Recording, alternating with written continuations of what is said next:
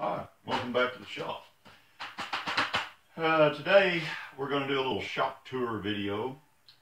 This is what I call my front workbench. It's the only workbench in my shop that is actually not portable or removable, foldable, collapsible in some means or another. This is kind of its natural state. It usually is buried at least a few inches deep in miscellaneous collectibles, rare and precious. So I'm going to clean this off, and we'll start with the shop tour videos with this one.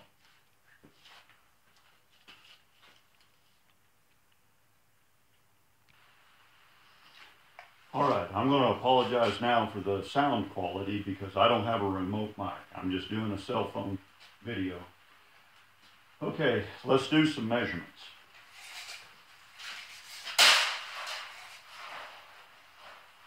This bench is about 8 foot long, and to this step it's about 2 foot. There's a step right here in it. We'll get to that in a second. And it's a little over 3 foot long overall. Now this, I call this a high bench. If you're doing precision work on something, you want a bench that's a little bit taller than if you're doing work on stuff that's heavy. But if you're doing stuff on small, or doing stuff to small things and you want it up where you can work on it from a standing position, I like to set a bench about halfway between your wrist and your elbow. That's about the right bench height for doing small, fine work from a standing position. And on me, that makes that be 39 inches tall. This cover here is just a piece of 26 gauge sheet metal. I am a tin knocker, as well as everything else, but it's just a piece of 26 gauge sheet metal with a Z-brake in it and a little bit of hem bent over on the edges. And that's just like if I've got a carburetor tore apart or something and I'm hosing it down with lacquer thinner, I don't want to ruin my tabletop with that. I'd rather ruin it with something else.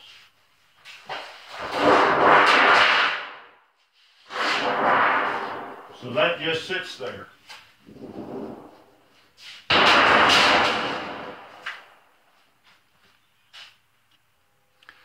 So the drawers are pretty standard drawers. I've done a few videos about how I've made drawers, how I made runners. Them's worth a fortune right now. Them's N95. So this is just kind of a catch-all junk drawer. It's where I keep my pins and stuff. This is router accessory drawer. And this drawer is for, this is paint brushes and painting equipment. This is camping supplies.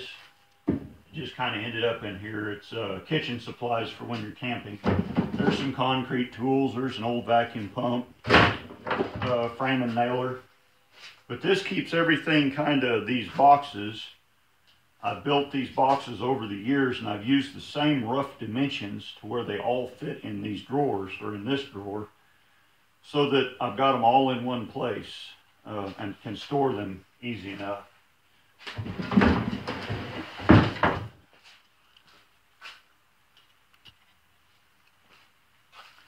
Okay, this row of drawers is drill bits and similar things.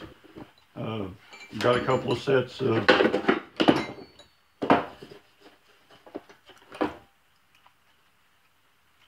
some old twist bits. This is the home work kit from the Irwin Bit Company, registered U.S. Patent Office. And I have no idea how old these are. My guess would be they're from the 50s.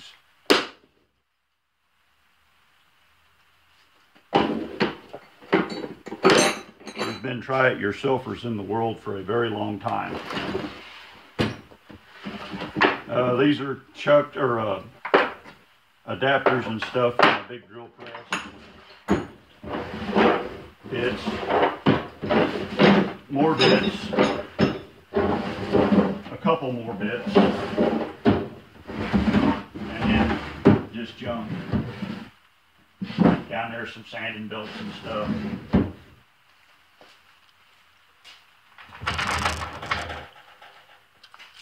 Okay, this is a false drawer up here because it's underneath where the table saw or the radial arm saw is, and the support structure for the radial arm saw comes down about 2 inches. So this is radial arm saw, table saw accessories.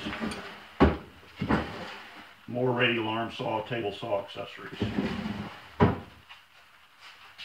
And you can see down underneath it here, I've got open storage for my folding saw.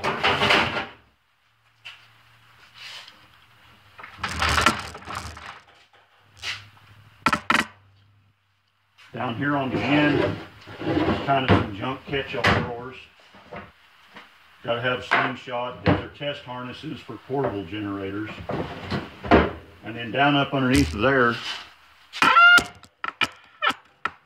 on that end, I've got a bucket full of, or a box full of chain, a couple of big hydraulic bottle jacks, and then further up underneath of there is grease rags, old towels from the house that Mama brings to me. It's kind of my breeding nest for brown recluse spiders. That's, you know, you got to reserve some spots for brown recluses, so that's where they are. Okay, here's, these are baby food.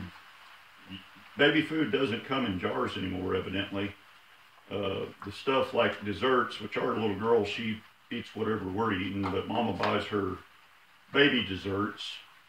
I don't know why. Anyway, because she likes baby dessert, and they do have a lot of extra minerals and vitamins in them. So anyway, these little containers from baby food are really handy, and guess what?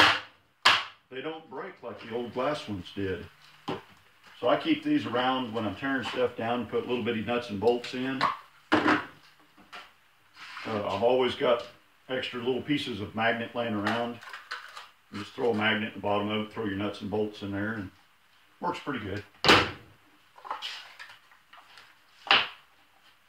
Okay, and here's the radial arm saw, Sure Shot can. That always lives up here on this bench. And I did a nice video, or at least I thought it was a nice video.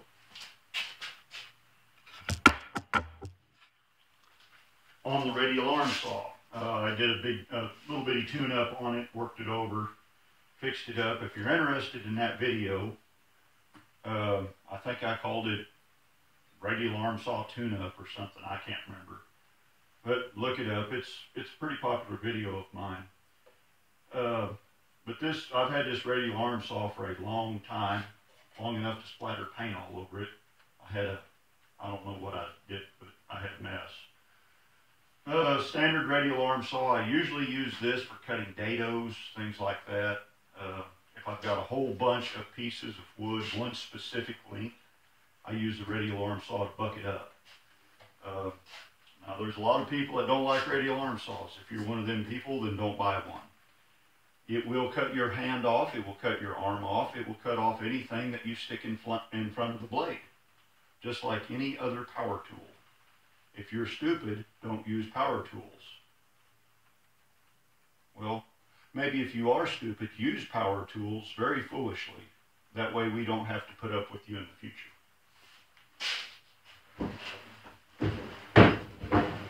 Now, you'll notice there's some bolts here in the bench.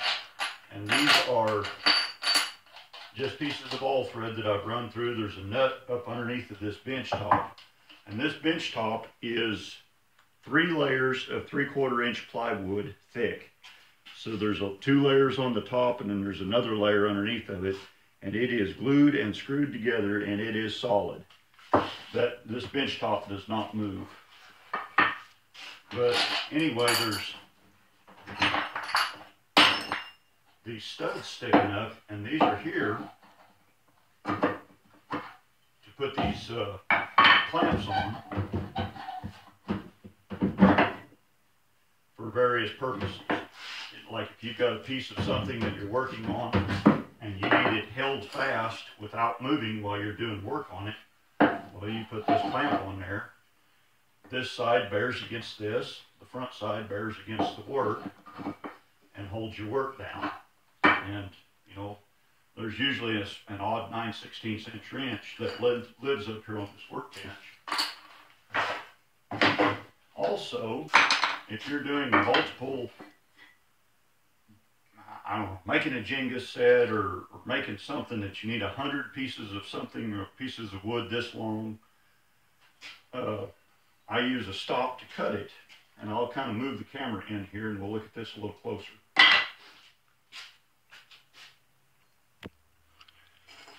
Okay, you're at the end of the bench off to my right. Now here's the profile of this piece of scrap. Okay, you can see right here, this corner has been knocked off. This corner has been knocked off, and this corner has been knocked off. Now the reason for this, if you're making a lot of multiple cuts, you're going to want, or you're going to get little fine particles of sawdust, and that could affect your stop as you bring your piece up to the stop. So what you can do here, if you make a little relief cut, I imagine I just clamped this in a vise and hit it about 6 times with a hand plane.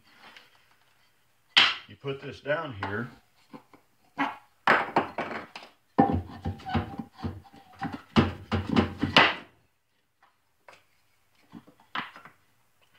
and you dog it down, tighten your bench dog down real good, and you make your cut,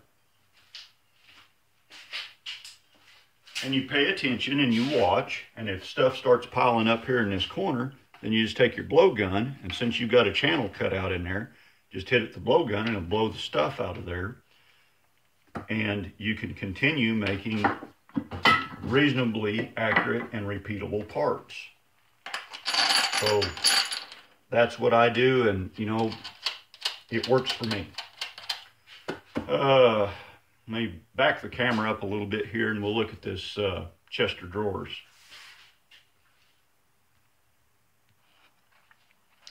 One of the things that you will notice through these shop tour videos is this is not a big shop. It's only 24 by 24. I do not have a lot of room.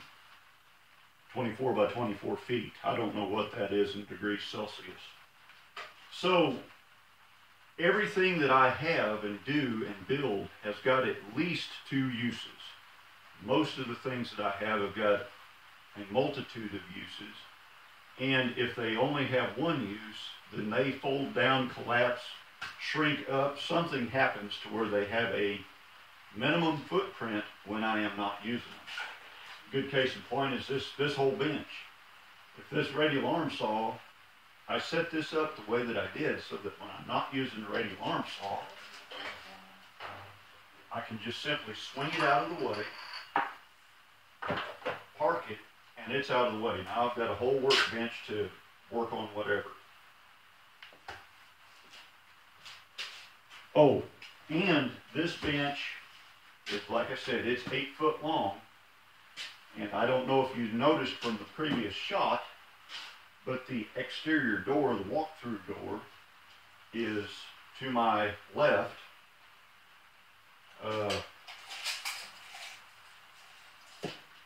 It's about 6'4" from where I can cut. And if I'm cutting a really long piece of stock, you know, cutting down 16-foot whatevers, I just open the door up and let it run wild out the door. And I've got, if I move stuff out of the way, I've got about 15 feet to my right that I can run things wild and break up big, long pieces of stock. That's very helpful when you're doing, you know, think about things like that. Even if you think, well, I'll probably never ever do that, well, you're probably going to want to do it at least once. So keep that in mind.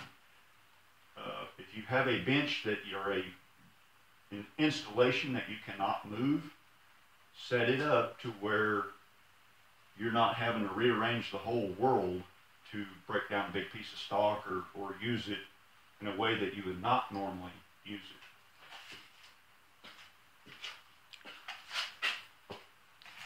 I'll also mention I have a homemade dust collector. It works. It's not the best one in the world, but it's what I could build out of the stuff that I have good access to. It's just a furnace blower, a homemade cyclone separator, and some ductwork that I built on my breaking stuff. So let's look at the chest of drawers.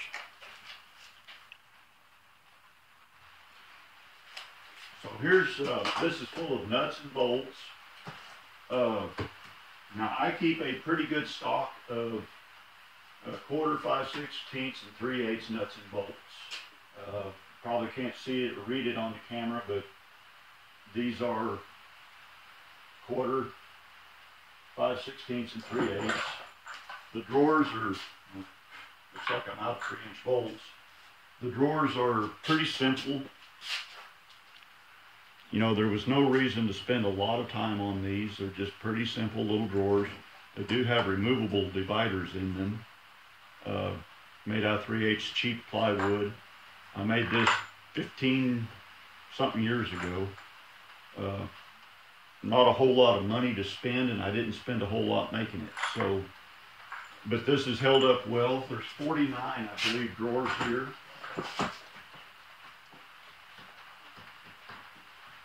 Yep, 49 drawers. And when I laid this out, I can't remember why it ended up this way, other than I couldn't do the math in my head right or something. But I ended up with some narrow drawers on the right side. The rest of the drawers are interchangeable in size once you get up into the centers. The bottom row and the right side are odd. Maybe the top row then might be odd too. But all of the internal drawers are all the same. I can't remember exactly how that happened. Like I said, it's been 15, maybe 20 years ago. This was one of the first projects that I built with very limited tools and very limited know-how. Not that my know-how is phenomenal now either. But you can see up there on the top maybe, there's additional storage. I've got some model airplane junk up here, some chargers.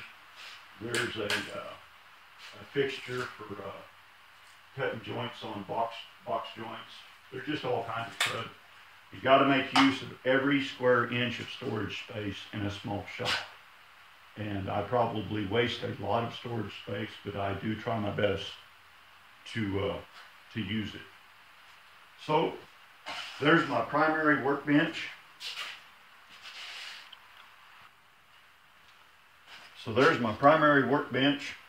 It is what it is. It's kind of a pile of junk, but it serves me well. It's very sturdy, and it's lasted all this time. I started at the very beginning of this workbench was probably 15 years ago. So there you go. Y'all have a good one. Drive safe. Watch for deer.